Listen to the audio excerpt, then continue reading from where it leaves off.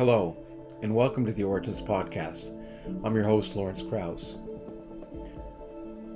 Jonathan Rauch was a revelation for me when I first began to read him.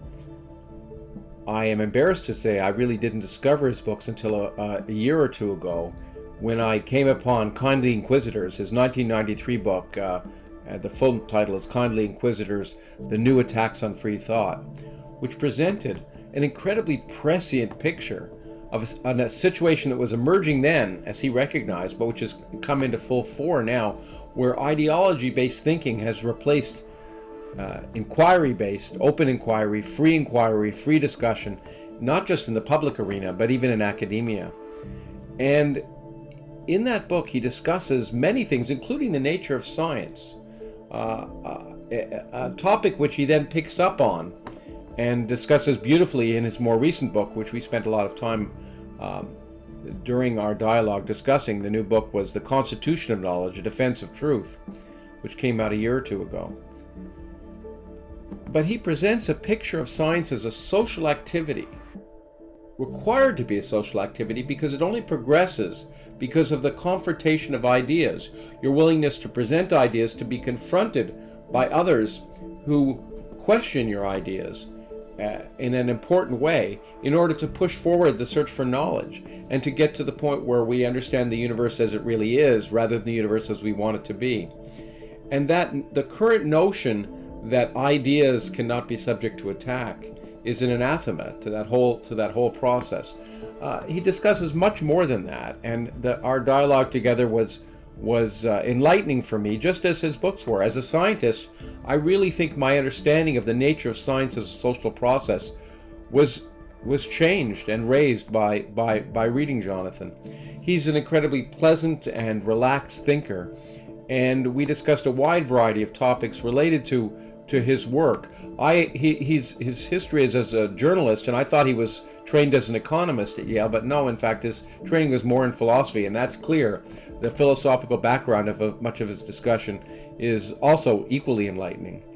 So I hope you'll enjoy this podcast, and it will put what's happening now, a current conundrum in higher education, government, and the media that we need to address, is put in global perspective, and we understand how crucially tied together the nature of science and the nature of democracy itself are, which I think is a very important issue which he raises.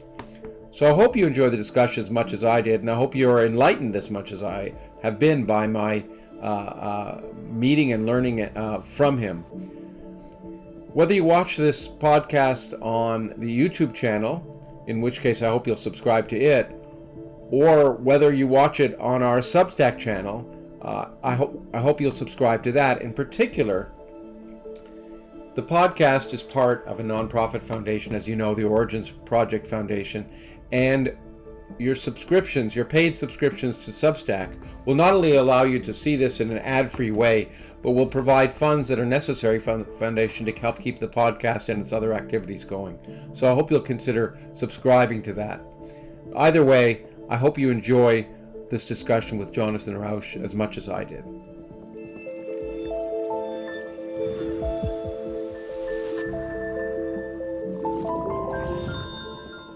Well, Jonathan Rauch, I can't tell you how pleased I am to have you here virtually to talk to. I am a huge fan of yours. It's mutual and second only to transporting to see you, which according to the physics of Star Trek would require more energy than exists in the universe. We will have to settle for Zoom. Yeah, that's right. Well, and now you've gone even up further in my esteem, but the fact that you know the physics of Star Trek makes you a truly Renaissance man. And, I am old enough to remember watching it when it was new. Yeah, that's right. But knowing that the transporter unfortunately require more energy is something that many diehard fans, Star Trek fans, do not know. I want to get to. In fact, I'm interested. I'll get to this in a second. Just so you know, one of my questions will come down to why are you not a scientist? But we'll get there. I have to say, I want to talk about a number of our ideas which were prescient at the time they were written and brilliant. And I don't want to puff you up too much, but But Oh, I'll go focus. ahead. Okay, Go go for ahead. it. What the heck? I want to talk about two of your books, Kindly Inquisitors and Constitutional Knowledge, although I'll focus on Kindly Inquisitors because it is perfect. And by that I mean there are two books I know I can think of where it's like the Mozart symphony where any note you remove is going to, where I just felt when reading it, not just that I agreed with it, but boy, this is stated perfectly. Hey, this is an insight I didn't realize I should have had. And the only other book that I remember thinking that about in recent times was a book that actually caused me. I wrote the author and Christopher Hitchens, and that led to Christopher and I becoming friends when I taught his book God Is Not Great, where I basically said there's not a word that should be removed from that book. And I feel that way about Kindly Inquisitors. So I think I've let my bias be clear at the beginning. But I want to go back. This is an Origins podcast. And I'm intrigued by your background, which I don't know much about except for the Yale University part, which is interesting. And I taught at Yale for almost a decade, but after you were there. And experienced a variety of interesting phenomena there. And I want to know how, in some sense, how it's affected your thinking. But I want to go to your background before that. What did your parents do? My father was a lawyer. My mother was a teacher until kids were born, and then she became a mom. It was a troubled and turbulent family in the 60s. I was born in 1960. I tell people I was born canceled because I knew from a very young age that I was different from most people. I didn't know the words for it, but I knew I was Jewish and thus an outsider to the mainstream religion. I knew I You were could born not. in, let's see, you were born. Grew up in Phoenix, which doesn't have a large Jewish population. I mean, if you're born in New York, saying you're Jewish, you might not feel like a lot. Yeah. My father actually moved to Phoenix because in the early 50s, he couldn't get a job in New York because there were quotas on the Jews in law firms, Oh wow. in the big law firms. He graduated from Yale Law School, but not in the top half of the class. So he went across the country to find opportunity in the West and set up a law practice. I was born in 1960. Wow. So yeah, we were Jews. There was a tight, very functional Jewish community there. Mm-hmm. I went to a religious school, but I knew from a very early age that I could not believe in God. Most people have that gene. I did not. Even I was a kid and I thought it was childish to believe in, some creator in the sky who cares about us and works magic. It is childish. You were just insightful. Well, and then I also, although it was it took me till age 25 to acknowledge in full that I was homosexual. I knew that I wasn't straight and that I was very different. Even So very I was early as a young man, as a young child. When did you first sort of think of? Well, I don't want to focus on this much, but it's intriguing to me, and it might be relevant to some of the stuff. Well, it inflects Kindly Inquisitors, as you know. Yeah. So Yeah. it's not Yeah. irrelevant.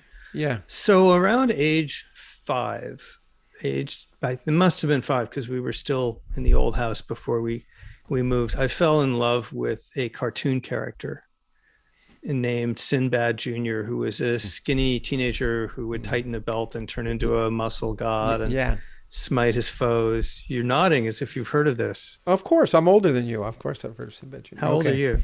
I was born in 1954. I'm actually 67. Oh, well, so you might know some of these things. Anyway, so I knew I was reacting to this character in a very obsessive and strange way, and I didn't know that there was a word for that, and it would be many, many years before I understood it. But I knew it was strange and not like the other kids. So I was an outsider growing up. And did you feel like you felt that way in school as an outsider? Yeah, I mean, I had friends. I wasn't antisocial, but I was also bad at sports. So I was always understood myself to be not a member of the club. Which is always a good thing because you don't want to be a member of that club if it has you as a member. I think it not only builds character, but well, in any case, I know that feeling. But you must have been a good student. I mean, you went to Yale. Now you were obviously. Now I didn't realize you were a legacy student in some sense, but well, maybe the law school isn't considered a legacy. Did your dad go to Yale as an undergraduate before? No. No, he.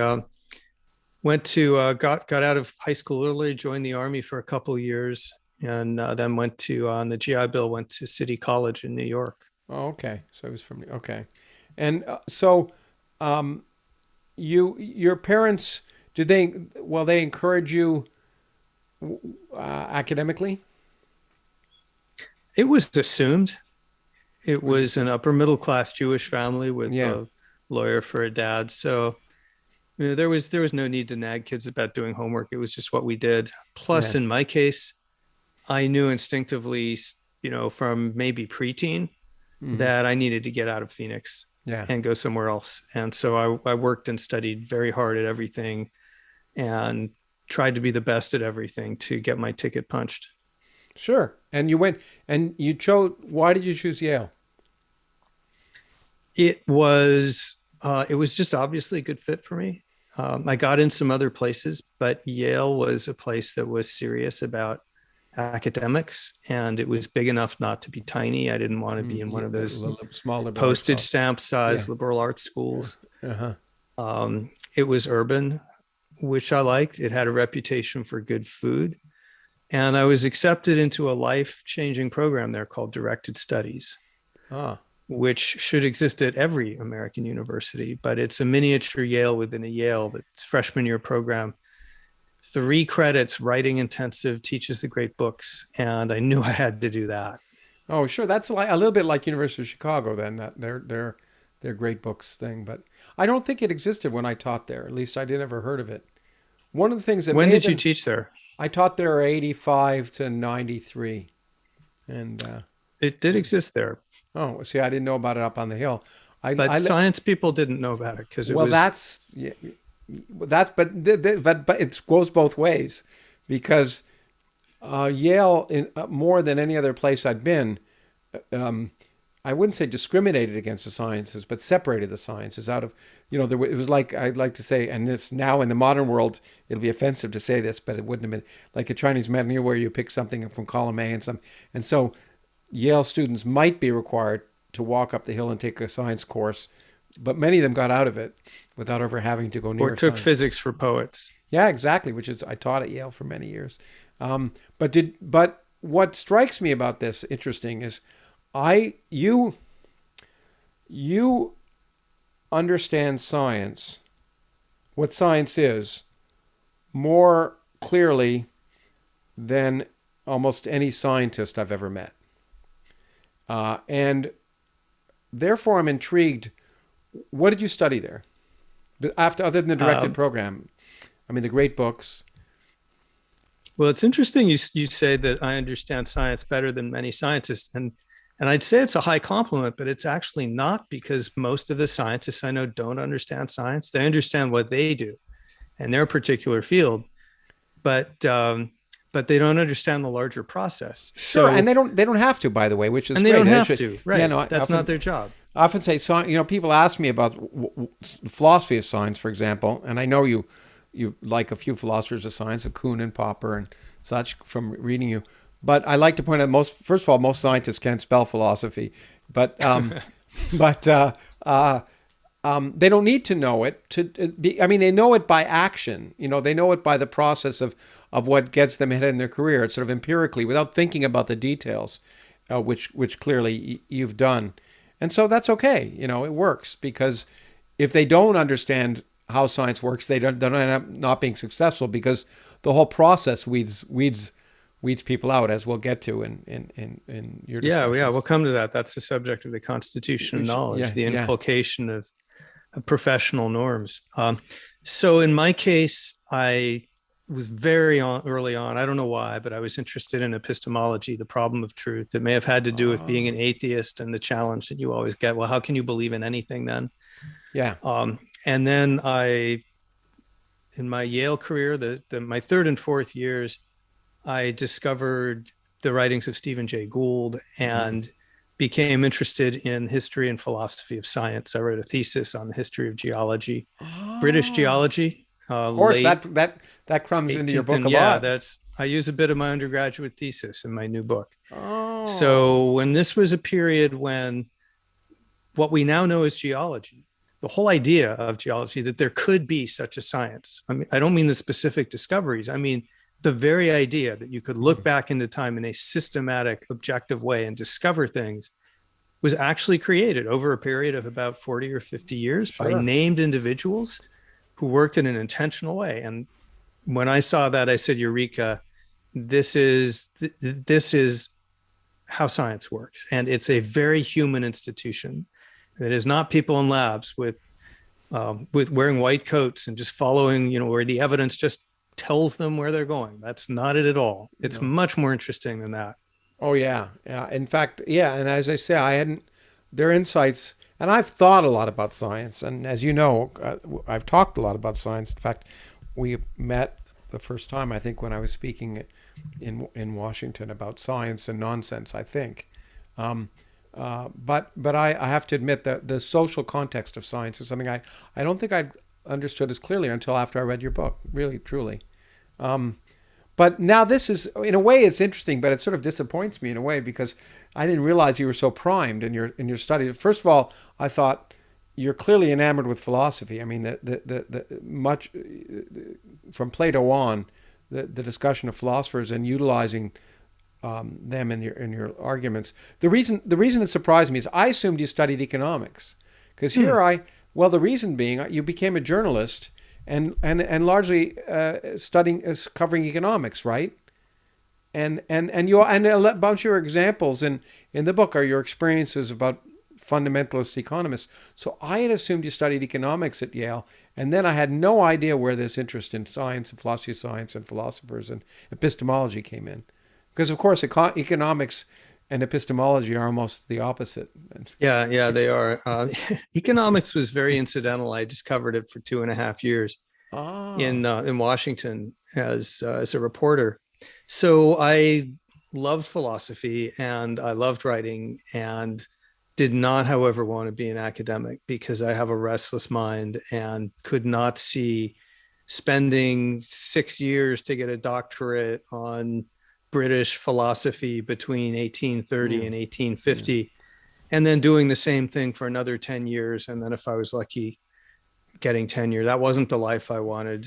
Journalism gave me the opportunity to ramble, and I wanted to be a great writer too. So in those days, it's different now, but in those days there were, a handful of people like Stephen Jay Gould who could be writers and essayists and scientists, but very, very few. So there still aren't that many, but it's better now. And I think writing is now maybe a bit better valued in the sciences because so many people have been successful at it.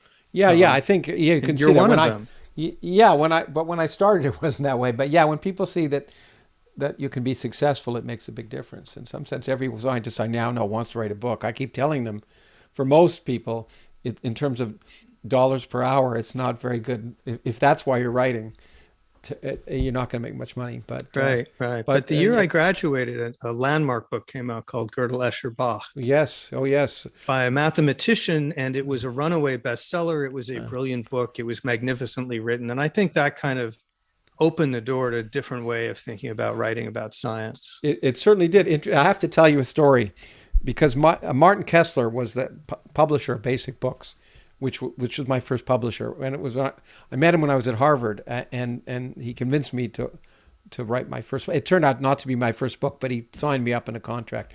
My friend Steven Weinberg, who's a physicist, had written a really wonderful science book called The First 3 Minutes, and had knew I was interested in writing that, and introduced me to Martin. And Basic Books published Gödel, Escher, Bach. It was their one runaway bestseller, probably the only one they had at that time. And I asked Martin about that book, and he said, that book will always sell. And I said, why? And he said, as long as there are bar mitzvah boys, that book will sell. So I thought you could appreciate that. Martin was very insightful. But you're right, it changed it really was a remarkable book in the sense of its success, unexpectedly. I mean, it wasn't so surprising later on when Stephen Hawking's book became a bestseller. It wasn't so surprising, even though it was clear that almost everyone who bought it didn't read it. But I still suspect something was true. Good La Shabbat was a long book, and I still suspect its popularity was built more on its breadth than actually people reading the details. But I could be wrong. It's a Yeah, I don't know. People buy books for a lot of reasons. I've been very surprised, blown away. In fact, this book, Constitution of Knowledge, that I've just published, yeah. the one that you don't think every exact word is Well, no, Mozartian. no. I mean, I saw. But it's looser, it's baggier. There's more stuff in it, yeah. and it's There's the other very ones. challenging. It's got a lot of moving parts. So I've been doing a lot of podcasts, Oh, great. and I've been trained as a journalist. So just go to the top line. No one wants the details. Well, guess what? Everyone wants the details. They want to do a deep dive. They want to understand. So what are these rules? What are these institutions? How are they being undermined? Give me the specifics. So I think maybe we underrate our audiences. Oh, we all do. Give them a great meal like Gödel, Escher, Bach, they respond less superficially than we imagine. Oh, absolutely. The big enemy of there are many big enemies of knowledge, a lot of whom you discuss in both books. And by the way, Constitution Knowledge is also a fantastic book. In fact, I was just talking about it with my good friend who read your the Kindly Inquisitors in audiobooks, and we were both raving about it as well. But one of the besides all the people who are the enemies of knowledge, two sets of people are editors and TV executives, because people are interested in the details, and one of the reasons you don't see more science on TV is that people don't realize, media producers don't realize that people actually are hungry for, they really are interested in this stuff, and this stuff is interesting. And what one of my first editors who edited actually the physics of Star Trek said is that people want to go to the horse's mouth. They want to hear directly what's happening, not secondhand. So it's absolutely true. And I to the extent, this is people who read, which I guess is now, I mean, people who read more than something the length of a tweet, which is, unfortunately, I'm a little worried, is a smaller part of the population than used to. That reading lengthy discussions is among younger people especially, is not where they get their information so much. It's an interesting sociological question to what extent. I know that books don't sell as much as they used to in terms of number of copies, but in general. But I don't know if that is a direct relation to the reading. But Kindly Inquisitors, you're right, is short, and I think probably that's another reason why I like it. Because I try with my science books to make them as short as possible. My feeling is that biography books should be as long as possible, and history books too as well. But science books, because of the intimidation factor, should be, if you pick up a science book and it's 700 pages long, science is intimidating enough on its own that if someone picks up, say, Physics Star Trek or Universe or Nothing or something like that, and sees that in less than 200 pages, it's one bit less intimidating than it would be otherwise. So anyway, when I wrote Kindly Inquisitors, I was very much under the influence of A.J. Ayer, whose philosophy I don't agree with, but who every word counted. And as a teenager, I had discovered Bertrand Russell, a great essayist. Sure. His essays are not necessarily great philosophy, but he had that same kind of philosophical writing style where everything is defined and meaningful. And I knew that's what I wanted. And it's pretty delightful that you identified that book, although very short, is meant to be impactful in that way. How did you discover Kindly Inquisitors, and when? Because as you may or may not know, to quote Hume, it fell stillborn from the press. It went completely ignored for the first 20 plus years of its existence. Yeah, now it's really interesting how I learned about Kindly Inquisitors. I wish I could tell you. It might have been Penn. I'm not. It might have been. And that's Penn Jillette read it on, and because of you, I was reading it. But I got the audiobook version too, so I could listen to Penn read it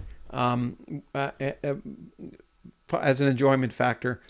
I'm not sure if it was that, or the issues that have been, which were so presciently raised in Kindly Inquisitors. It's hard for me to believe that book came out, what, 89?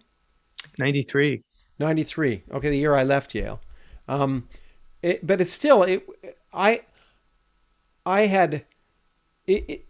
the issues which dealt with are so vital, especially today, but there was so much ahead of its time, and that's probably why it fell stillborn. I mean, I think most people, other than you, weren't aware of the dangers that were brewing, and I wish more of us were, because if they were, maybe more of us, maybe what's happening right now may not have happened, or we would have been past that curve, because I think it's all of the things that you were warning of have become true in multiples. I'll use that word.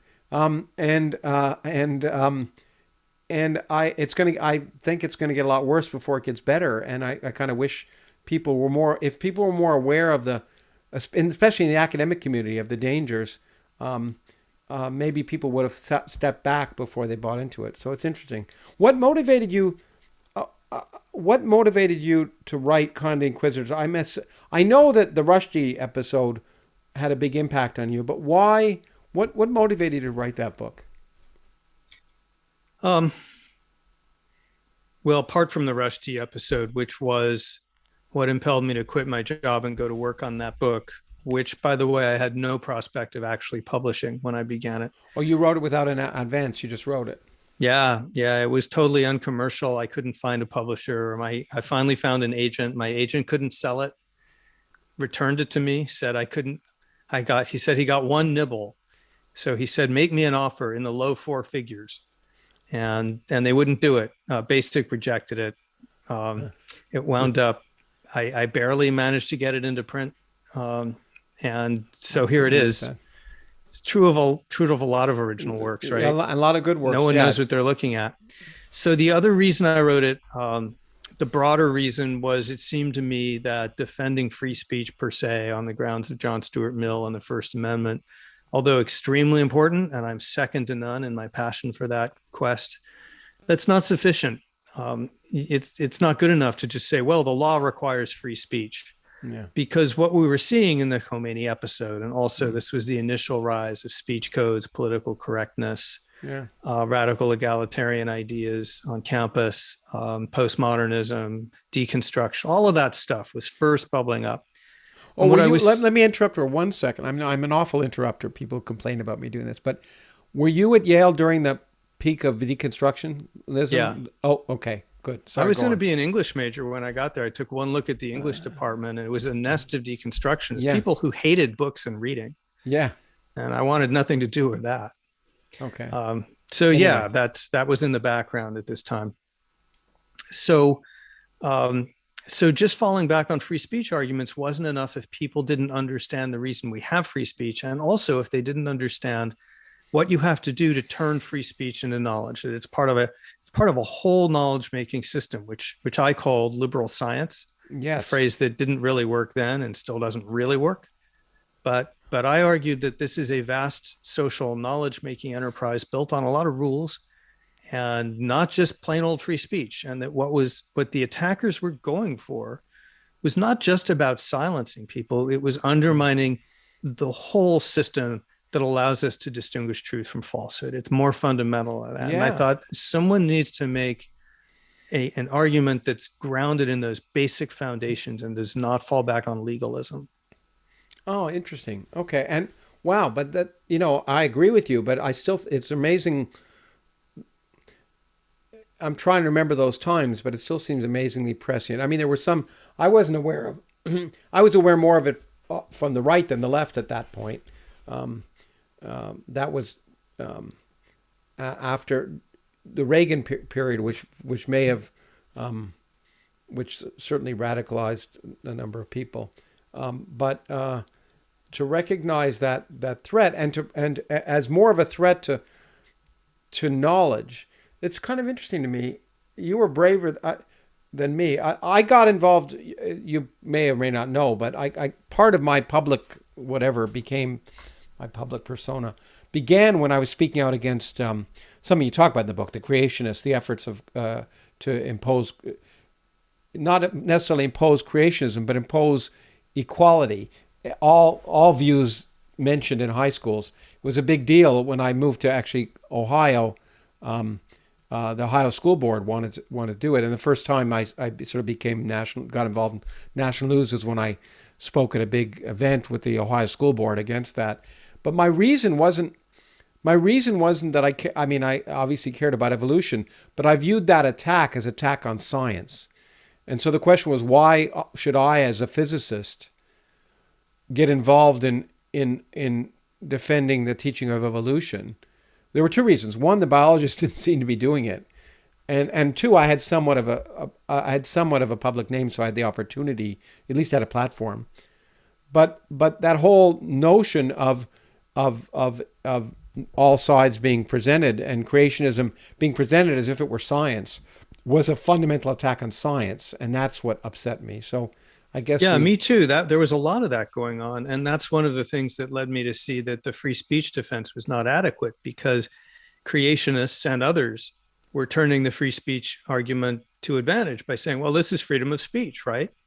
Our views are our views, your views are your views, and freedom requires that both be presented to students, and they should be allowed to make up their mind. That's freedom, right? Yeah, that's right. And so you and I and other people had to start out almost from scratch, making the case to the public, no, wait, there's discipline, not just freedom, and both are important. There are responsibilities here as well as rights.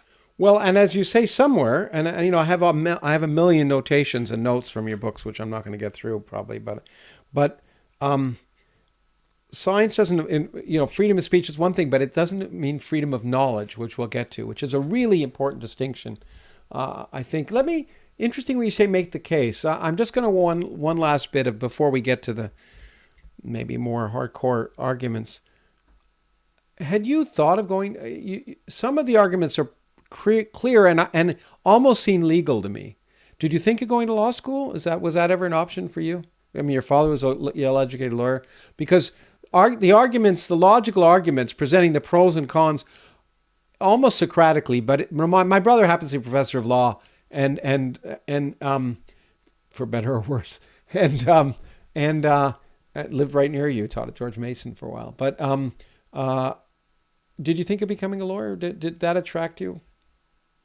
I took the LSAT because I thought maybe it would be a fallback, but no, I didn't want to be a lawyer. And I got the best advice I've ever received, which I pass on to every 22 or 3-year-old who's interested in law school, which is don't go to law school unless you want to practice law for a living.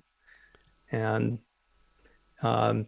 this lawyer who gave me that advice, I told him I took the LSAT. I did well. Should I apply to law school? He said, do you want to practice law? And I said, no. And he said, well, then don't go to law school.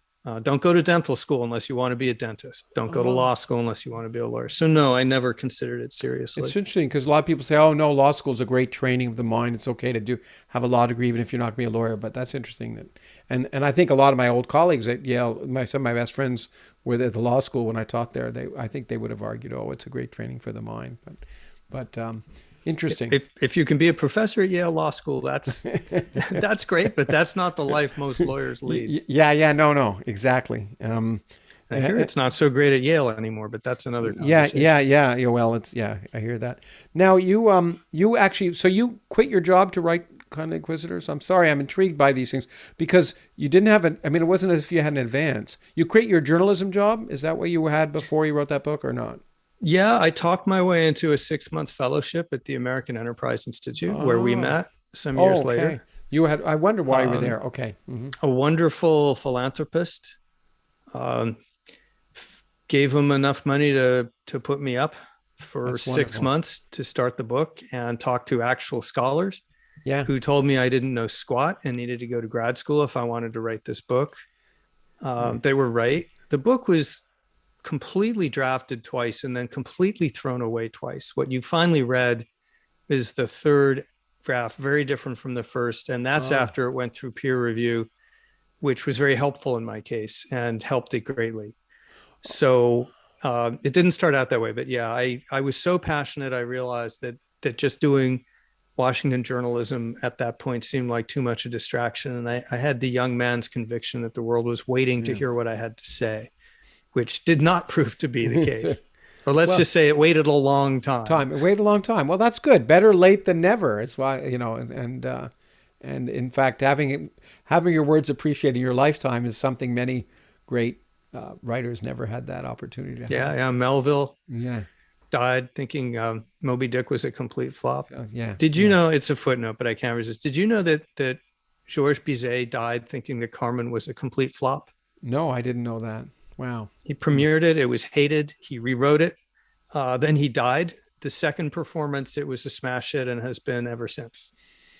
Well, I think if you're a musician, dying is a really good way to get your work appreciated, as far as I can tell. It's true for an artist too. Work always immediately. I like buying. I like art, and I bought art, but when an artist dies, their work suddenly goes up. Anyway, it's not so true for scientists. I'm not sure. Generally not, in fact. Although the something that you actually mentioned in here about the Supreme Court, about someone saying, well, the Supreme Court is not going to be that way forever because it's going to die, reminds me of one of my favorite quotes about the way science progresses, which is kind of related to the social fabric of science that you talk about. And I promise we'll get there. But you know the statement from Max Planck, who said, science progresses one funeral at a time, which is a really important, because what happens is, yes, there are people who don't buy, as you point out. Einstein didn't buy into quantum mechanics. There are people who didn't, and you point out other geologists who never bought into what was ultimately geology, and that's fine. And science tolerates that. It marginalizes them, in the sense that It moves on. It moves on, and one of the ways it moves on is they go away. And well, I want to. Okay, well let's talk about the definition of liberal science, because I think it's probably a good way to go. I wanted to go through some of the arguments of your book. What I found interesting about the book is you present in the introduction kind of a general survey that hits all the points, and then go in more detail later. But you said, by the way, it was peer reviewed, so eventually you did get it published, but was the publishers only sort of accepted it if it went out for peer review and then brought back in? Is that the way it was?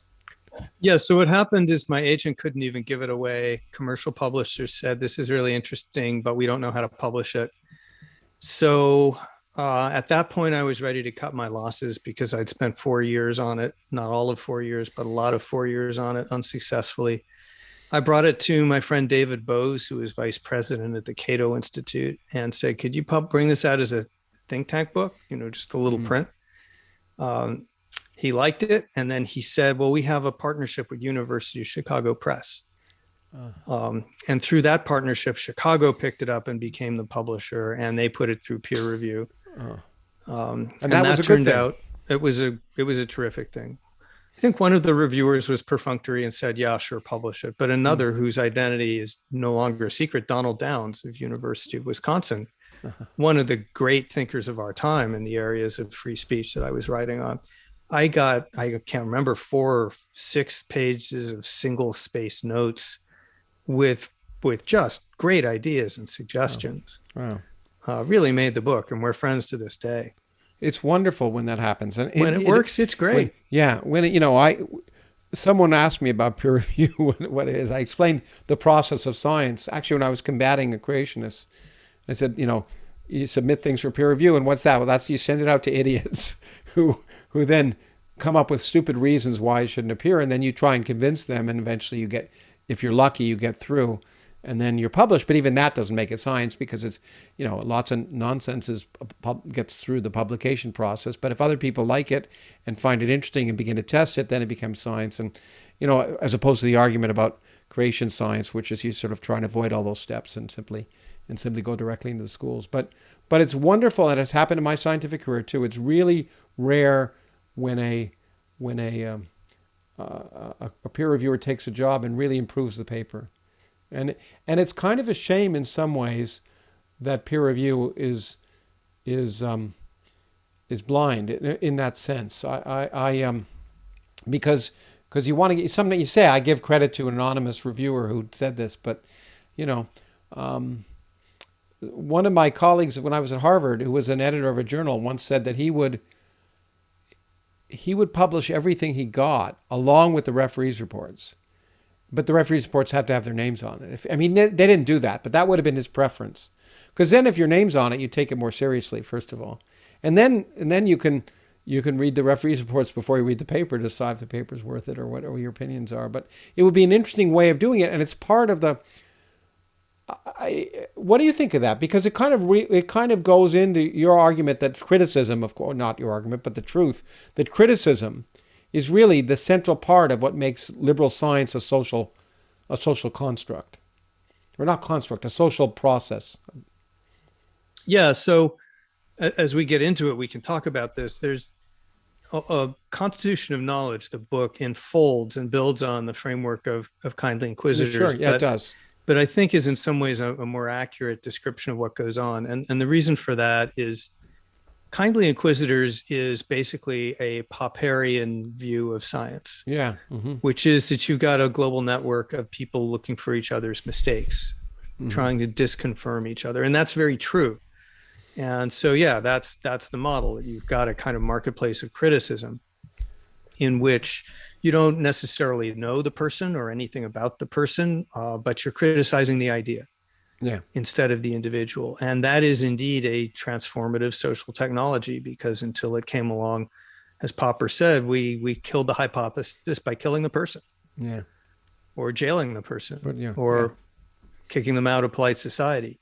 So only by changing the system so that we kill our hypotheses rather than each other do we make it possible for you as a working scientist to make errors again and again and not lose your career until you get something right. Okay. Even my dog should be... Yeah, it's all right. Even my dog should be allowed to... I like the rule of a video cast, which is that all animals should be seen. So the dog needs to make an appearance. Okay, let's see if he's gone. You need to show the dog. Oh no, hold on. Bring him in. No. He was just escorted out by my wife, who thought he was... Hold on a second. Levi? No. I'm sorry, he was kidnapped. Dog nap. Yeah, dog napped. Well, he's defending the house because someone came to the door. All right. But I would love to have him. Normally he sits to me. Yeah, he likes to come up and keep me company here, which is one of my pleasures. But you're right. I think Levi is famous. I tend to post lots of pictures of him. But in any case, he definitely knows what to agree with and not, and he agreed with what you're saying. and so where were we? We were peer review, blind, not blind. Yeah, but and then the fact that the new book indeed is more, well, the Kindly Inquisitors, as you were saying, is a Popperian view, and the new book sort of fleshes that out a little bit. Yeah, so Kindly Inquisitors, I'll say what I think is important about that book, what I think it established, and then if you want, I can say a little bit about how Constitution of Knowledge builds on that and in some ways kind of changes it. Okay. Is that a good agenda? Sure. Well, we'll see. I mean, my experience is that whatever agenda we have will end up going somewhere else, but it's okay. So Kindly Inquisitors' insight is that we have a social system for deciding matters of truth. And it's similar to economic capitalism and liberal democracy because it substitutes rules for rulers. And I make the move, which was unusual at the time and still makes a lot of people uncomfortable if they believe in a foundationalist idea of truth. I said, you know what? The postmodernists are right. All systems for making knowledge are political. Yeah. You can't claim that one of these things is neutral, has no point of view, has no political ramifications. They're right. And that's only the beginning of the argument, because once you say all the systems are political, you need to say, okay, so what's the best political system? For example, is German fascism in the 1930s just as good as American constitutional democracy? It's no good to say they're both political. And I said, this is where we've got to start making the argument that one of these political systems, liberal science, as I called it, is different qualitatively from all the others. It's the only one that does not rely on central authority, is the only one that enshrines freedom of thought. It is the only one that relies on non-coercive means to settle disputes, so you get peace as a result. All the other political systems, including the Marxist one and the fundamentalist ones and the deconstructionist ones, postmodernists, all of those things at some level wind up relying on authorities telling other people what to think or believe. And that's a disaster. Yeah. And so that was the central tenet of what I call liberal science, by which I mean not just bench science. I was looking for a term that was broad enough to include all of the knowledge making industries, including literary criticism, journalism, all the professionals who And follow these rules of checking, of empiricism, of depersonalization. Yeah, you So make the point later on in the book, which I think is important. Maybe in the afterwards, I can't remember, that, yeah, liberal science isn't just talking about, well, checking, which is a key part of science, doesn't just involve the standard argument we tell people about science. You go do experiments, you test, you retest, you do the hypothesis, you test, you try. And it's not just, but that there's a moral knowledge that comes by the same process that is checking, but checking by argument, by open criticism, and for by which we can also therefore. So it's not always just empirical testing. It's in fact, it's usually not. Yeah. That's part of it, but in philosophy, it's rarely empirical. In moral argument, which I believe is subject to knowledge and progress over time. In most fields, it's a variety of things. It's aesthetic, as you know, of course, better than most people.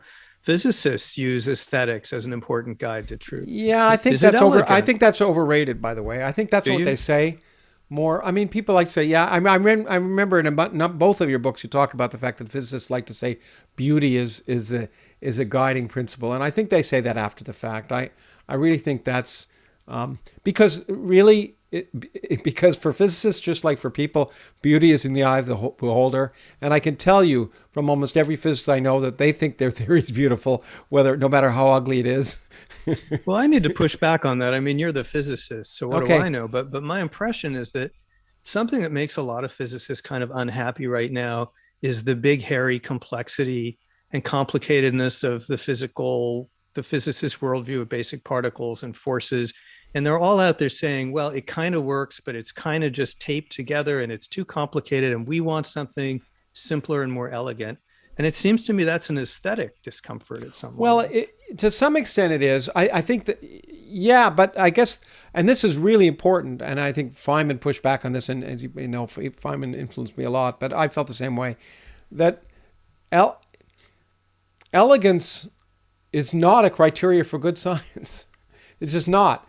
Whether it works is what the criteria is. And for a long time, that question wasn't even important because the world, especially particle physics, was so flooded by data and sometimes contradictory data that physicists were looking for ways to try and understand it.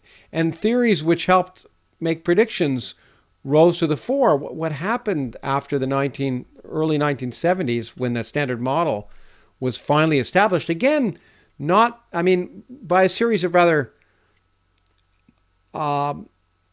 offhanded developments. For example, some people would say that Steve Weinberg and Abdus Michel and Glasgow won the Nobel Prize for unifying the weak and electromagnetic interactions, the first great unification of physics since Maxwell, who'd unified electricity and magnetism. And those are towering things. And in a way, in retrospect, are quite beautiful, but they have a certain ugliness. And Weinberg's paper, 67 paper, had 0 citations until 71 or 72, when experiments started suggesting it might be relevant. So but it now is viewed as beautiful, but obviously somehow people didn't think so at the time. And what happened, I think, is that what people object to more is the arbitrariness. If for example, there's a lot of parts to there's a lot of going on in particle physics, which has a beautiful, frustratingly successful theory, the Standard Model, which explains every experiment we've seen to first approximation. And that's really frustrating for scientists. But what makes it ugly is it has these sort of 26 parameters that seem arbitrary.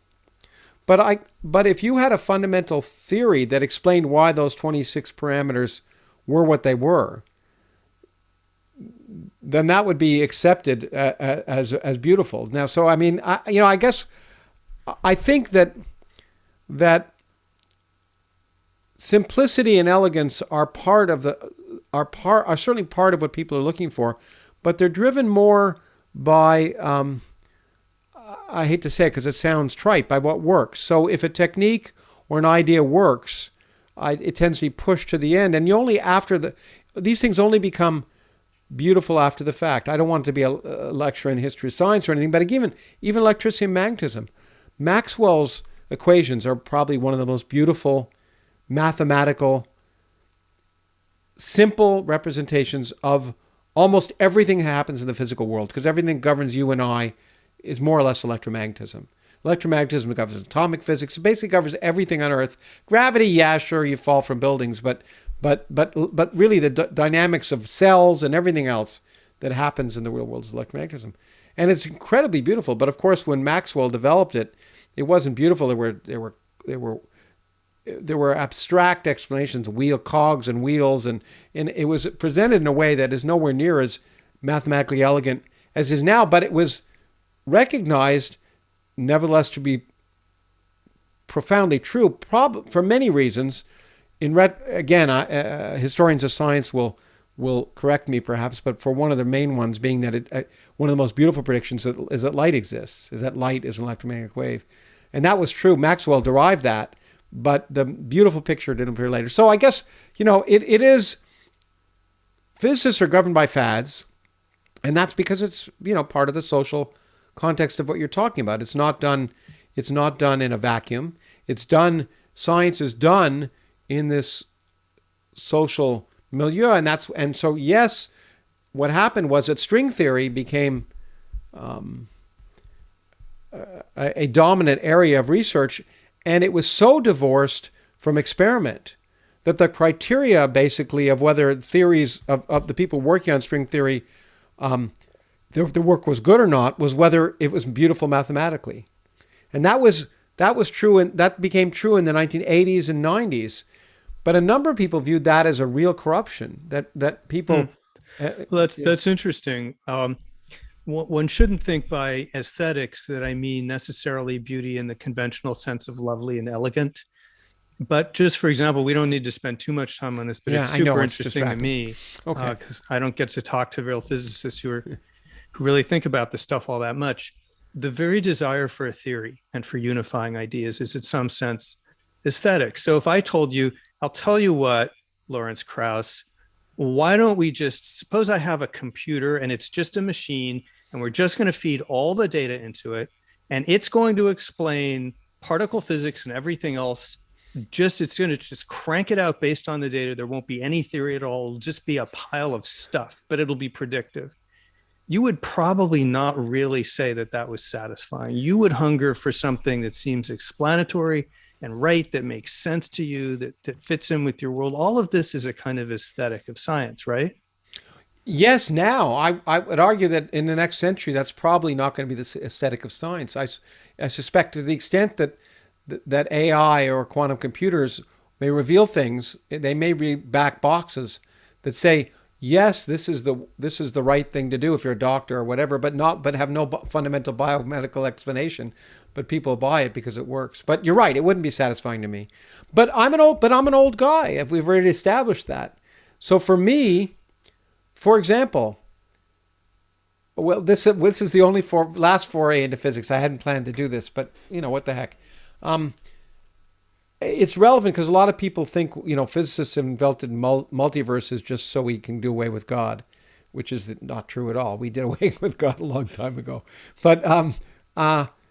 But it is an anathema to my upbringing as a scientist, because my upbringing as a scientist was, I want to explain why the world is the way it is because it has to be that way. I want to find the fundamental theory, as you point out, the fundamental explanation, and that's why I got involved in particle physics. But it could easily be, and in fact, the wise money on the street is that, in fact, it's equally likely now that the laws of physics that we have are just an accident, that there are many universes and they have different laws of physics. And there may be no fundamental reason why certain key parameters of nature that are really fundamental to our existence are what they are, except that we're here to measure them. And it's very unsettling to me. And I think to many scientists, we've been driven there rather than seeking it out. But that may be, and that would be, again, I guess the antithesis of I suppose of beauty. But my bet, I bet most people would the most likely argument is that our universe is unique, and equally likely is that at least some fundamental aspects of physics are perhaps anthropic. I hate to use that word, but anyway. Well, I guess, but if there's an infinity of universes and only one is hospitable to life because all the constants are exactly right and that's ours, and we're in it, then there's no consequences of this theory except that here we are. So yeah, well, actually, why does it matter? Well, actually, just to clarify, it's something I've been fighting against, because the people who there's been a recent resurgence of these creationists that you fought and I fought, or at least intellectually fought, who are saying the world is fine-tuned for us. And the argument isn't that there's only one universe that's hospitable to life. It's that our universe is hospitable to life like ours. And, but no one knows, because we don't know the locus of all possible life forms. In another universe where the laws of physics were different, that there couldn't be other life forms that were, and those life forms would ask, why is our universe so, why is our universe so finely tuned for us? And what they miss is that they're finely tuned for their universe and we're finely tuned for ours. But anyway, but if you can, it may not be predictive, but if it is, I mean, you might be, that's the whole point of the multiverse argument. You may be able to make certain predictions about correlations between theories. We're going way off. Yeah, anyway, well, why don't I return to my narrative? Yeah. Well, I guess so. Yeah. I took you on a side. I love it. I love it. I'm so thrilled and fascinated. And these are meant to be actually dialogues. Relevant because we're talking about the black boxes and whether you can have black box physics. Yeah. So Kindly Inquisitors, I agree with you. It's a masterpiece of philosophy. It will outlive Plato and Aristotle. The last cockroaches will be crawling over it as the light from the sun fades.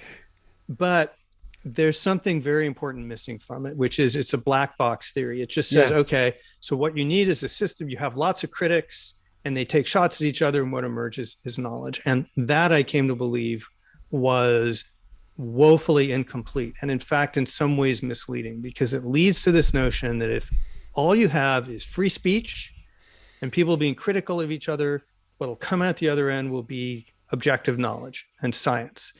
And sometime around 2015 and 16, and the massive new attacks that we were seeing that I describe in the Constitution of Knowledge, I realized that a lot of what was being undermined here was not freedom of speech or freedom of thought.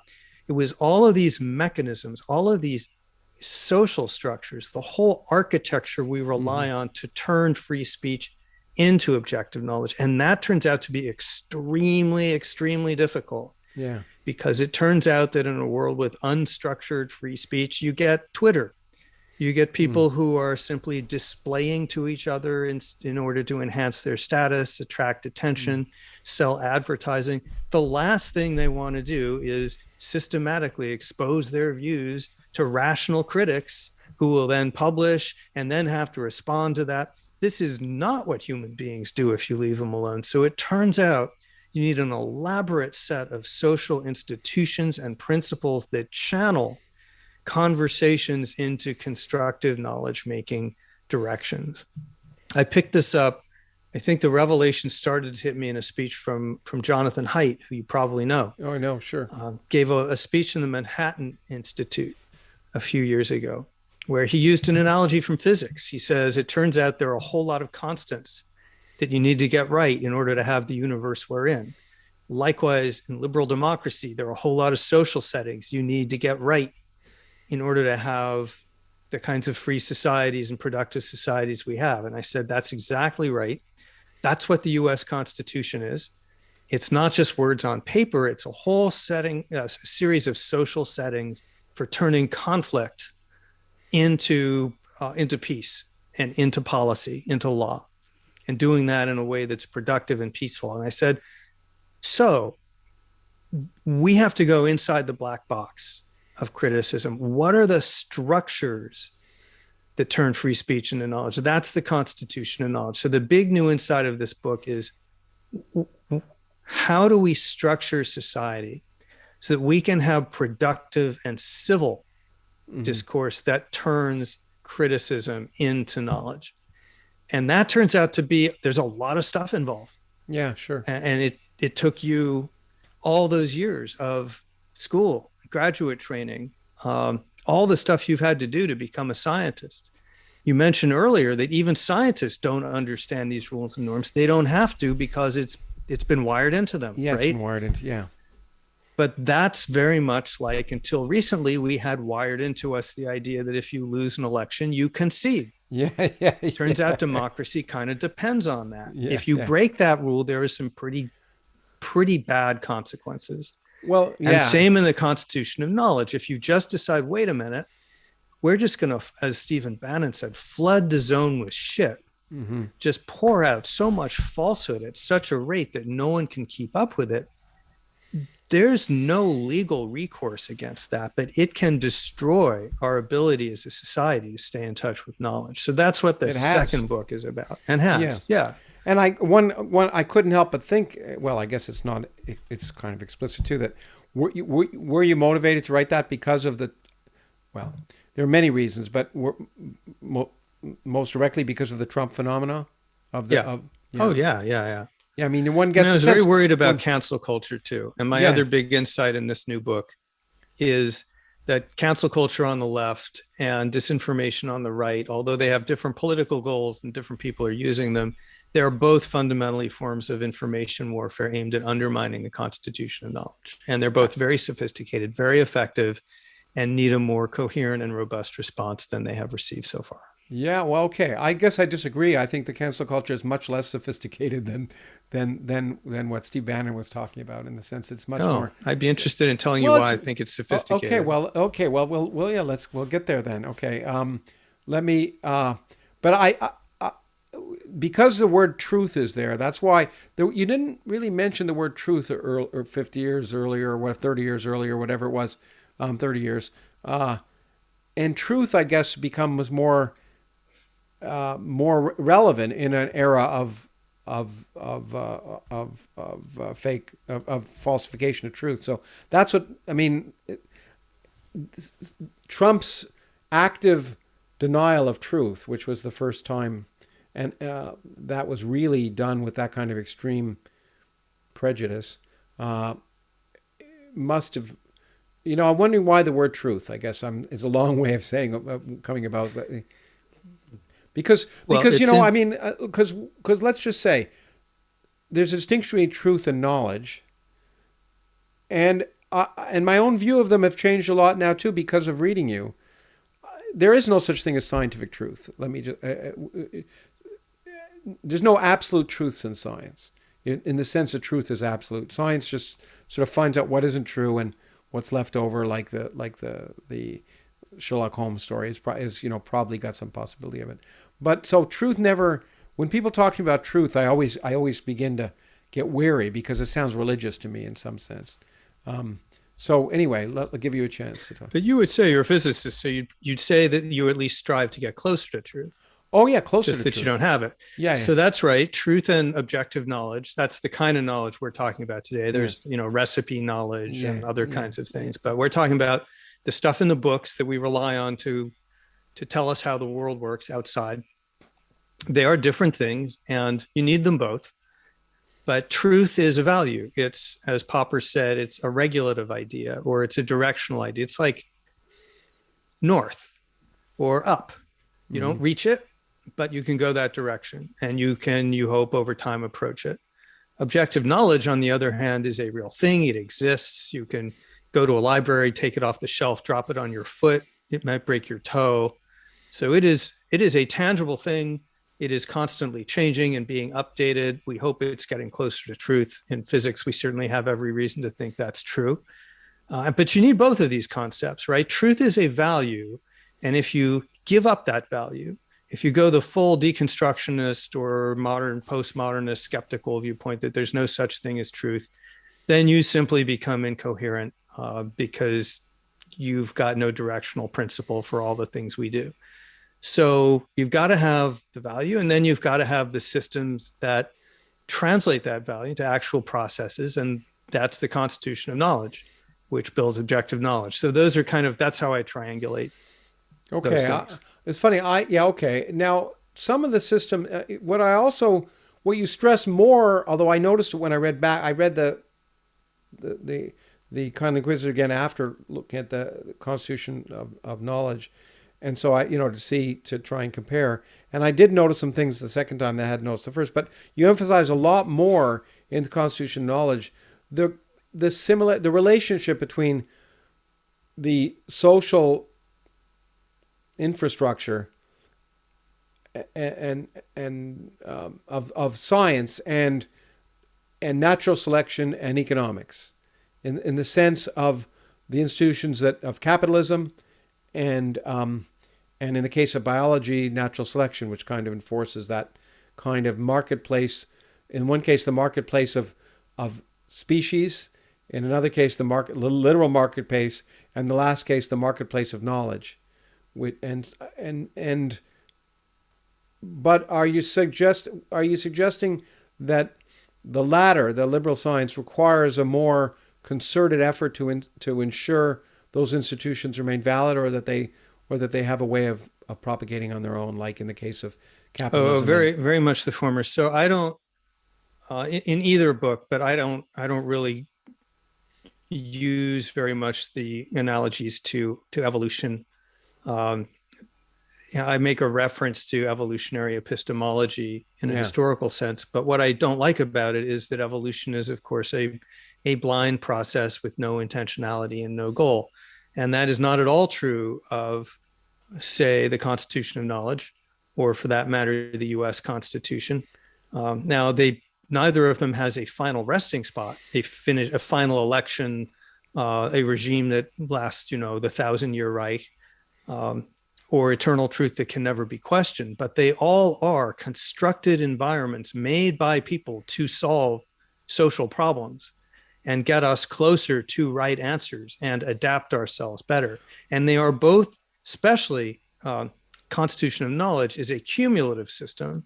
It's building on knowledge from the past. So it's more directional, and above all, it's more intentional.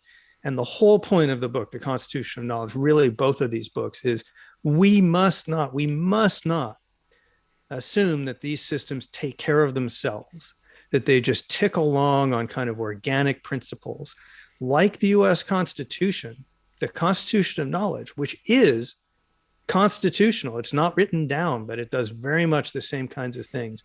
This is an intentional system that relies on the maintenance and sustenance of institutions and norms and rules, which are difficult to inculcate, require a lot of discipline and training to follow, and must be defended.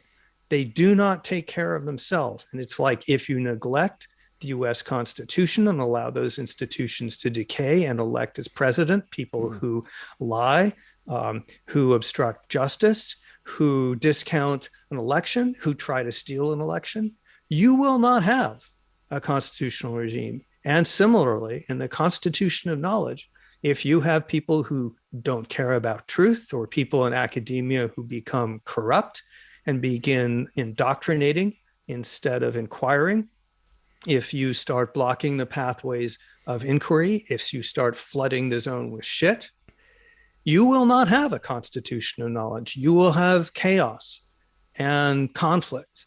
And that's where we're headed. Well, I'd say that's where we are. With Trump and all of that, it's much more manifest in public. But I'm throughout your books, I keep thinking, well, he thinks this is bad, but now it's just so much worse. I think we are already at the point in academia of already having produced, I'm not sure chaos, but having created a system where universities don't do what universities are supposed to do. And more specific.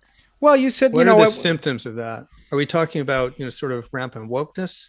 Well, wokeness is an example, but the fact that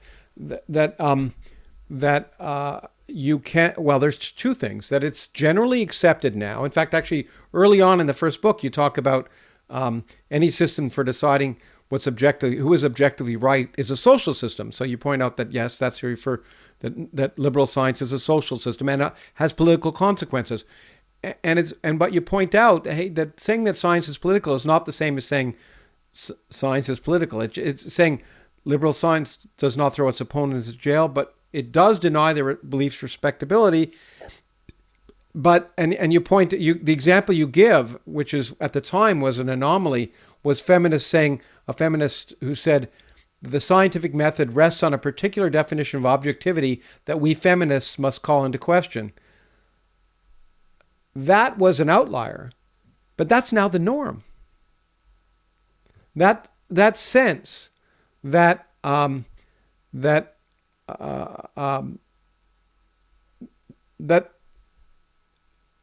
the process of science is independent of who's doing it, and should be, and it should rest on a broad base of criticism and counter criticism, independent of identity. That's over. That's over. Is that true in physics?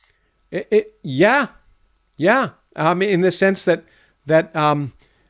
it is now a requirement for entry into the community that you recognize that identity that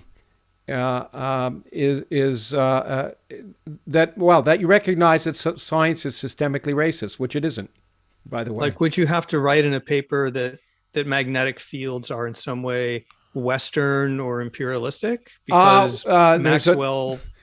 Yeah, well, you wouldn't have to, but that's what's coming up. I mean, there's someone who a young physicist who is physics I don't know very well. Her physics I don't know very well, but who was nevertheless labeled by Nature, I think, as one of the rising stars, gave a talk on how black knowledge is really an essential problem that physics doesn't, that needs to be done using black knowledge, and that's the fact that it isn't laughed out of the room is amazing, and the fact that that now, for example, let me give you a few examples. Scientific journals are regularly now censoring scientific discussions that may offend. In fact, the Royal Society of Chemistry just put out a guidance to their editors that anything that might offend, regardless of its intent, should be considered not to be published. And the Journal of Hospital Medicine just retracted a paper saying that because the title was Science, Tribalism in Medicine. It was arguing against tribalism in medicine, but they argued that the word tribalism was offensive, and the paper should not be, even though it was defined in that paper, it shouldn't. So they removed it, and then they rewrote it, removing those terms, and then apologizing for it. I mean, there are tons of examples, and the main example, which we were talking about beforehand, that now it's not that you can't. Well, you can't, but there's a gatekeeper requirement that if you don't accept the notion as defined by someone else, by some institutional bureaucracy within academia called diversity, equity, and inclusion now in most academic institutions. If you don't accept that, you can't get the job in the first place. And it's not just doing a loyalty oath.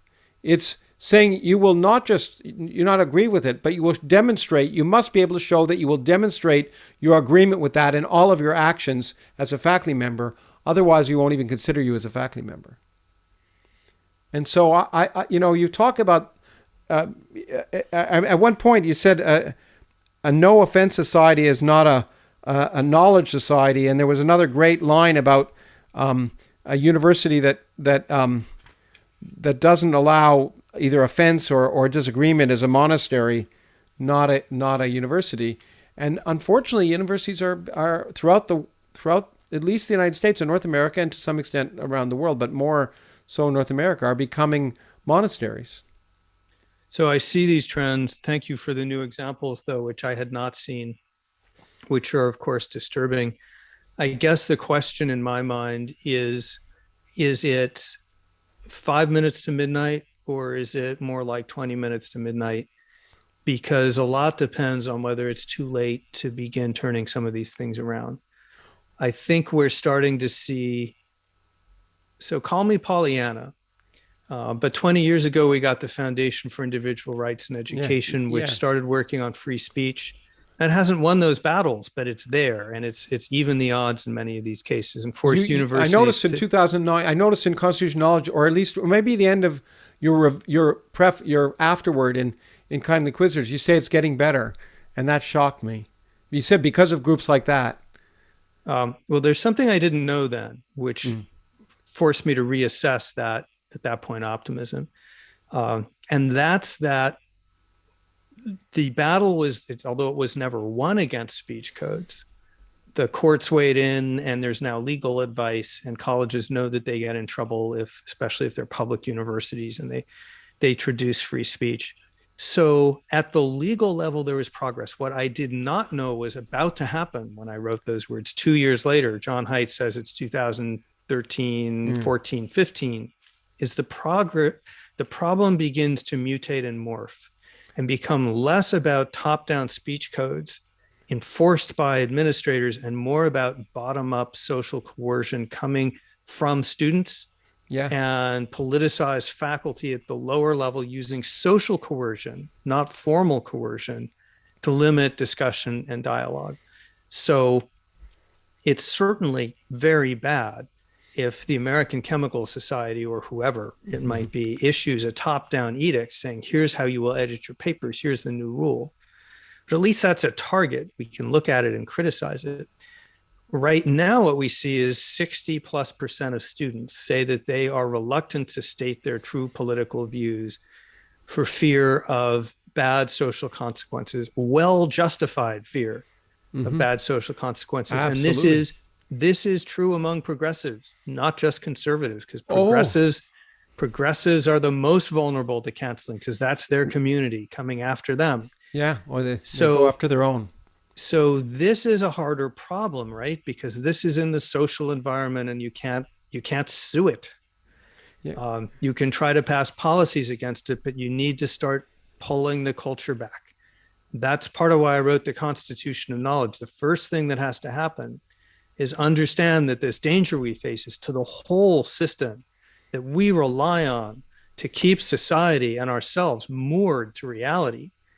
And that when that goes away, we're talking about chaos and conflict and ungovernability and extreme polarization and the collapse of knowledge-making institutions.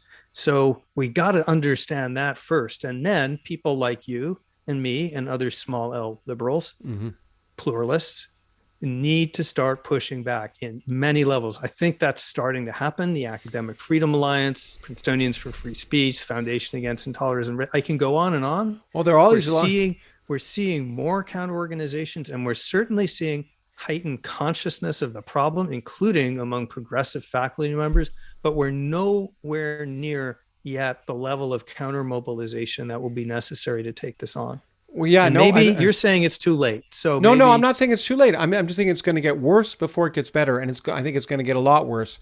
The problem is along the lines you talked about we need to defend the institutions associated with the Constitution of Knowledge, just like we need to defend the Constitution. One of those institutions is the academic infrastructure that supports academic freedom, not just freedom of speech, but academic freedom. So you're absolutely right. It's coming from the bottom up in the sense of social pressure. But what's happening, unfortunately, is that the institutions themselves, in response that I can understand, because it's a lot easier to accede to the mob than it is to counter the mob if you're worrying about getting new students, getting new how parents are going to respond, how donors are going to respond. It's a lot easier to virtue signal. So you're seeing the institutions not only cave in, but more than that, going the extra mile to point out that they're not systemically racist, or they're not X, Y, or Z. Somewhere you talked about H.L. Mencken, so someone I like a lot, and pointed out that in his diaries, he even though he's a staunch defender of blacks and Jews, in his diaries he may have said something. And then someone writing said, if you defend Mencken, then you yourself are either anti-Semitic or whatever. And you're seeing that now. Let me give you an example. And you may know of this one because it's been publicized recently, but I've talked about some of these in something I've written for the Wall Street Journal, which will probably be out before our piece comes out, or before our dialogue comes out. But MIT, you know about MIT? You know this. Yeah, I've been following it. Yeah. It's appalling. It's appalling, but it would be appalling if it was an anomaly. And what you're seeing is that that's just one example of there are a variety of university professors who spoke out against, as you talk about in your book. And I agree that affirmative action is something that reasonable people can differ about and have dialogues about. But you're not allowed to have those dialogues. And any faculty member who now expresses any concerns is marginalized or removed. Let me give you another example. A faculty member in Berea College, which is I guess a small religious college, or at least it's religious based. It's a private college in Kansas.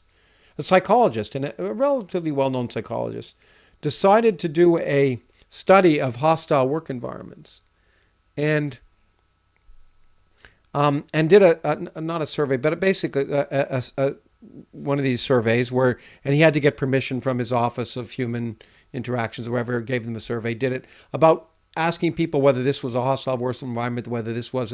And some of the examples were based on examples that had happened at their school, people who were convicted of having a hostile work environment. The reaction among students was so strong that any of these examples were used that they asked for him to be removed. And the administration looked at it and said, well, the only way we can remove a tenured faculty member is to say you're incompetent, so you're incompetent, and removed him for creating a hostile work environment by asking about a hostile work environment. Okay, so I'm going to push back, not because you're wrong, but because I think the picture you're painting is incomplete. At least I hope it is. Me too. And this is going to go back. This will take a second, but it will be relevant. This is going to go back to the point we were touched on earlier, which is I said that canceling is very sophisticated. Yes, good. Canceling, what's happening here, you're being manipulated by a numerically comparatively small group of activists. Yes. Who are not representative of the students or the faculty on campus, who are using sophisticated social technologies of information warfare to make it appear as if they dominate the consensus. Yes, and it's always... Same thing anti-vaxxers did by populating the internet with anti-vax stuff. It's a tiny fringe belief, but if you go on Google, all the stuff, you'll see a lot of it will be anti-vax. You'll think it's respectable. So on campus, you've had capture by these relatively small groups of activists and their abettors in various administrative roles who shoot your head off if you stick it above the parapet. Now, this has two effects. One is the crude effect, which I think is what you had in mind when you said these were crude tactics, which is people keep their head down. They stay quiet. Debate is chilled because no one wants to take that risk. That's only the crude effect. The more sophisticated effect is that they're falsifying the consensus. They're making it appear as if lots of people on campus agree with what they're doing, that they're the predominant view. That has the effect of demoralizing you.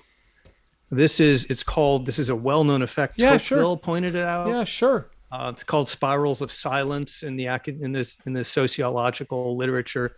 It's playing with your mind to make you think, well, I must be crazy to object to what these people are saying, or at least it's hopeless to go up against them. They dominate the environment. Now, in fact, it doesn't take very many people to break a spiral of silence, right?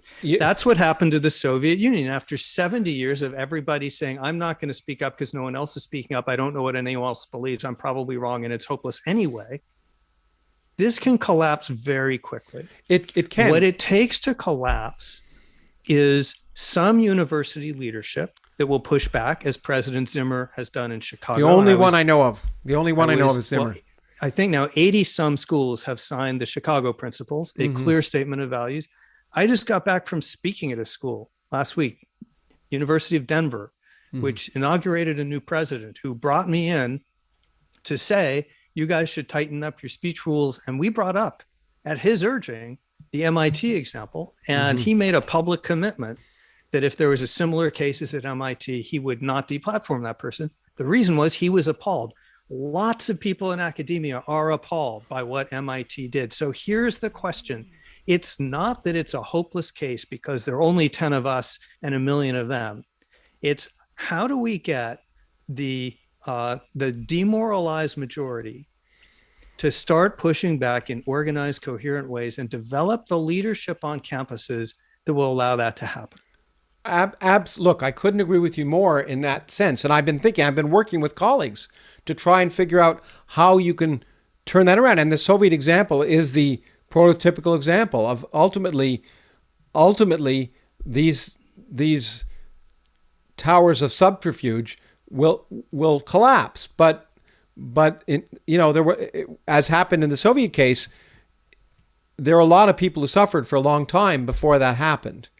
And sure. what I think it is going to take are people willing at some point to sacrifice, in some sense, themselves for what they view to be a higher goal. You're absolutely right that these are very small groups, and that's what makes it so frustrating as academics. Myself, my colleagues talk about that. The problem is, and it is, and I'm glad you say, look, I've known many university presidents, and almost none of them have ever impressed me. And the more I get to know them, and Zimmer is an exception. What is surprising to me is how quickly universities will respond to a group of 1 or 2 or 3 or 4 social media people who are clearly inordinately vocal, but also clearly not a large group. They will respond to cut that off immediately because the fear at universities, fundraising and otherwise, is that any publicity is bad publicity in this regard. And so that the reason I don't think that the people you're talking about are sophisticated as the reason I didn't think they were sophisticated is unlike Steve Bannon does say overtly these people say overtly, they're not hiding what they're trying to do. They're out saying, this is what we want. And I don't think they are the ones who are making it appear as if they're a larger group than they are. The people who are making it appear, I don't think they've done anything very sophisticated other than being loud and being able to periodically get petitions.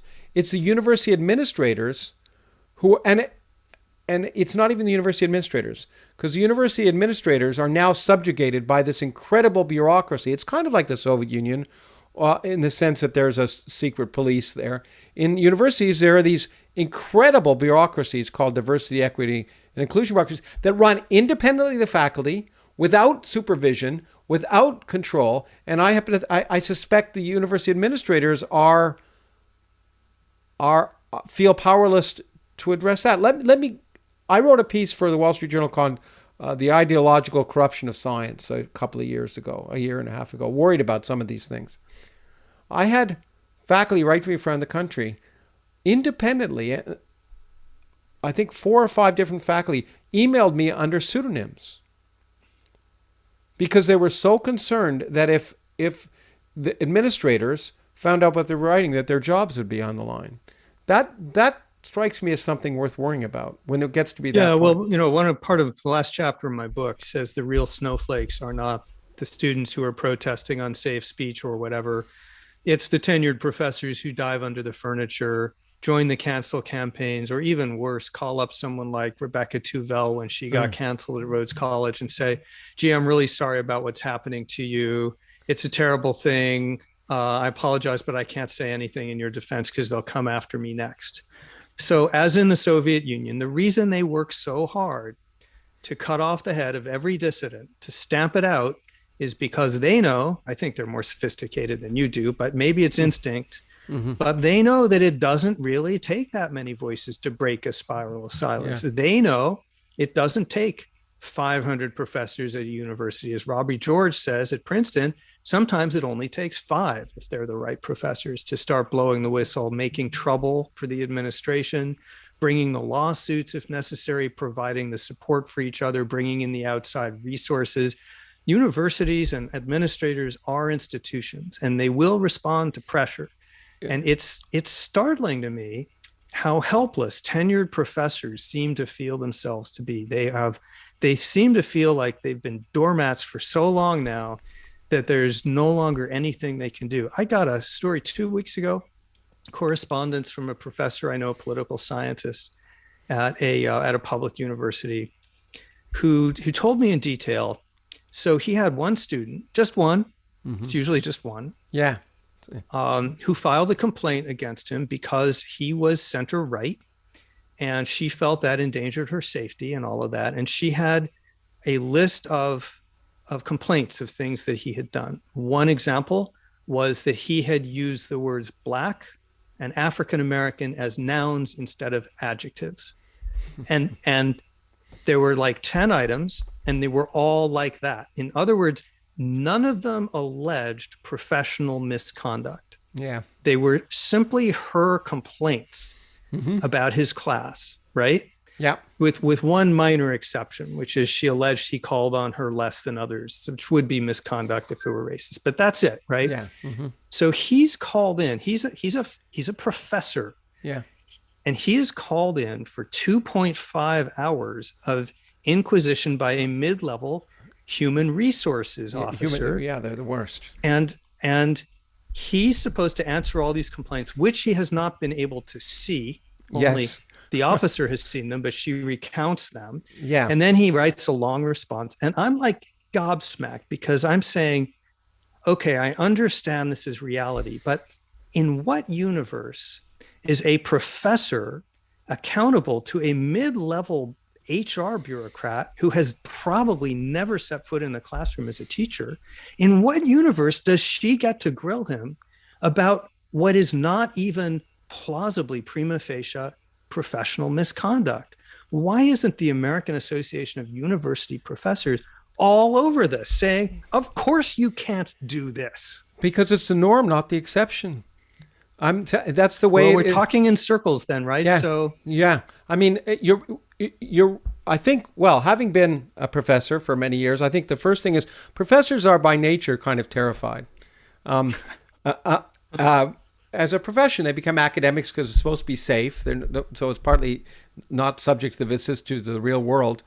But by nature, most try to keep their heads down, because everything the administration wants to do is going to interfere with either your funding or your research. And so you try and basically keep going and navigating those barriers or potential barriers as simply as possible. You don't want, because anything new, and I've been to 2 institutions where I created new things, and the first response of most of my colleagues was no, until I tried to convince them the rising tide raises all ships, and we got to do that. But anything new is potentially going to, because often it's a zero-sum game. A new program will take funds away from existing programs. And so faculty, I think by nature, are very, very timid. And I think it's a characteristic for most faculty. But the second result is observing that, and this has been true for a long time, that these tribunals and these kind of Kafkaesque proceedings are possible, and so the best to avoid it. Look, you mentioned Jonathan Haidt, who I know well, but what amazed me, and I'm not I think it was in a talk, either when we were talking or a talk he gave. I don't know if he put it in any of his books, but he said, I changed the way I changed my course structure. I changed the lessons that I put. I removed certain lessons because I knew there would be students who would object, and it would endanger my job. And this is an outspoken person, right?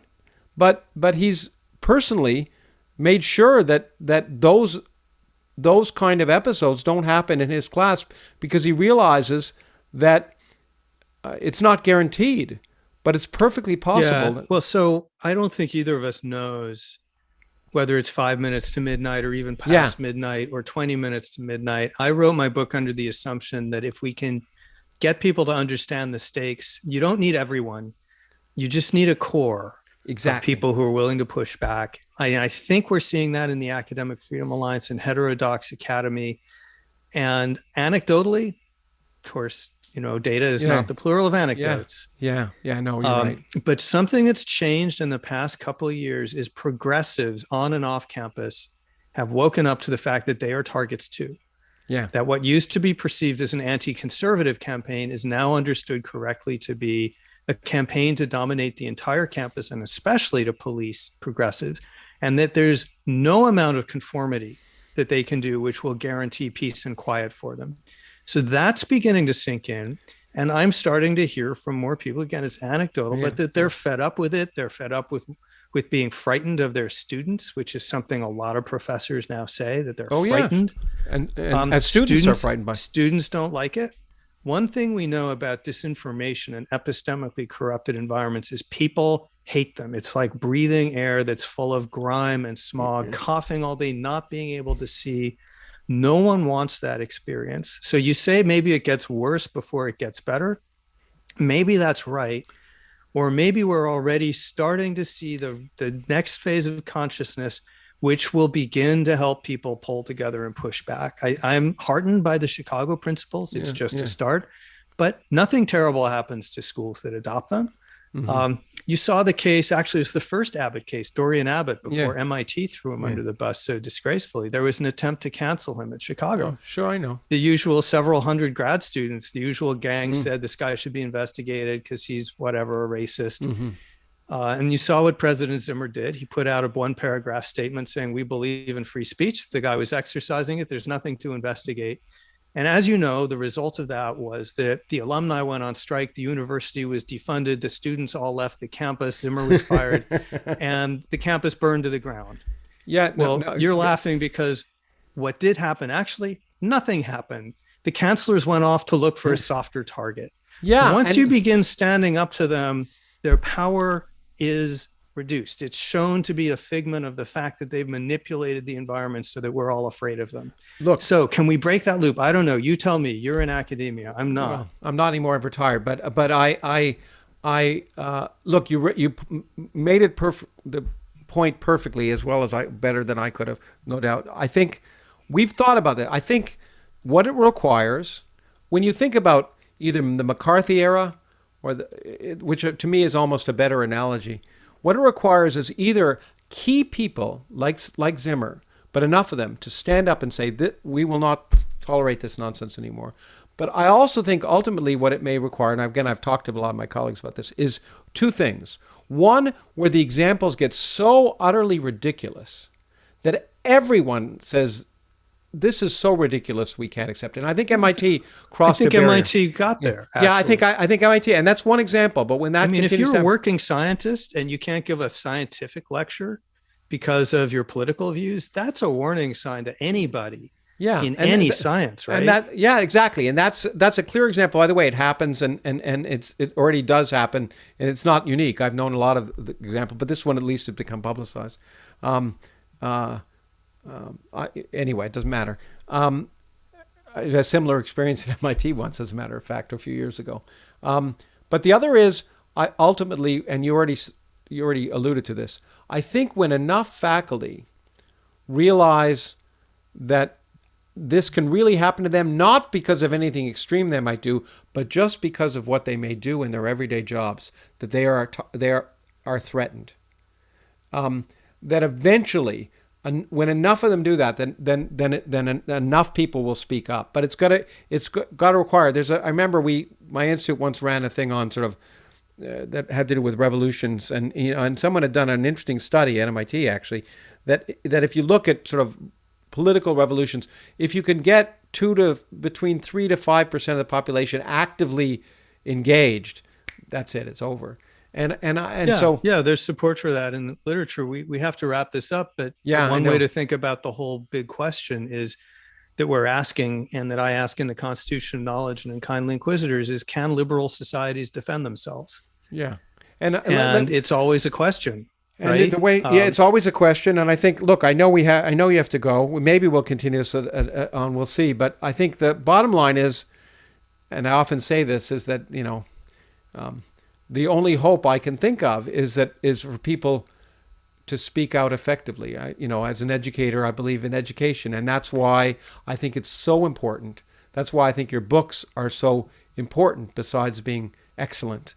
Well, And that's why I wanted to talk to you. If I could build on that thought on the way out the door, the big goal of the Constitution of Knowledge is remember these people, these activists, these information warriors, their goal is to demoralize you, because demoralization is demobilization, which is what we're describing. You can pacify an entire population, even if there are only a few of you, if you can convince them that resistance is futile. So, yeah. And that can break down very quickly. So liberal societies have proved again and again, against the odds and against all predictions, that they could eventually rise to their own defense. People said, Hitler, look, powerful army. He works at force of command. He doesn't have cumbersome processes like Congress. You know all these stories. Yeah. Mm-hmm. Well, it takes a lot of hard work by some brave people to stand up. But we know that we win when we do, because we have something to offer. We have the system that put the vaccine in my arm that's protecting me right now. These people who are attacking you and other professors in the academic world have nothing except a plan for them to dominate the dialogue, which, by the way, they think constitutes social justice. If they can all get us all talking in a certain way, that will solve the problems of terrible education in African American communities. So we know that's not true, right? So if we band together, if we get this right, if we understand the Constitution of Knowledge and rise to its defense, they're not 10 feet tall. We are. We squash them like a bug. Yeah. But first, we have to take those initial steps. Yeah, we have to. And writing books and discussing them, that's one of the reasons why I wanted to do it here. And also getting people to recognize their own misconceptions, pointing out, as you do in your book, very eloquently, that it's sure, you may have a good intent, but your definition of social justice, what if someone else, exactly the same argument, people, you can't allow one group of people to say, we know what's right, because whenever you do that, even if they're well-intentioned, you end up with the problem of who determines what's right. And inevitably, you're going to be on the wrong side of that, and you're going to regret that result. So I think, look, it's been great to talk, and I know you have to go. But thanks for the discussion. Thanks for writing, and I look forward to both maybe some more I hope so. Recorded discussions and also some private ones. I look forward to getting together next time I'm watching. I love that. I loved every minute, and I loved learning a little bit of physics too. So good. Well, I learned a lot from it both ways. We got Maxwell's equations in here. Yeah. Okay. Thanks again. You take care. Have a good evening.